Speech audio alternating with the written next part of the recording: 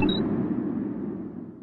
let's talk about UnitedHealth. Speaking of just getting started, this company also out with its numbers this morning. It beat and it raised its forecast for full year earnings by a pretty impressive margin here. So the share's up 1.9%. This is after revenue growth last quarter grew by 12%. So all of this proving to be positive. Just to give the details here on the forecast, the new forecast, $21.85 to $22.05 per share for the full year in earnings. $21.40 to $21.90 was the forecast before. And the company's medical loss ratio, that's what percentage of its revenue is paid out for medical claims, 81.6%, which is better than estimated. So quite interesting there.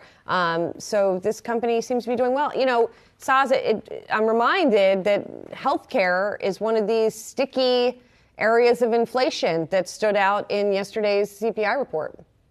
Yeah, no, good point, Julie. And, I think we're going to, if you go back and roll the tape from 3 months ago and we talk about UnitedHealth's earnings, I think we probably would have said the same thing. It's that this company just continues to execute very well in a challenging environment. And I'm just looking at their operating profit growth, up 31% in an environment where the economy is slowing down, interest rates are going up. We're now starting to see layoffs pick up. And here you have UnitedHealth with another really good quarter on the profit line that sticks out. And I imagine a company like a Cigna, perhaps they even had a good quarter as well. But again, UnitedHealth just continues to knock the cover off the ball here.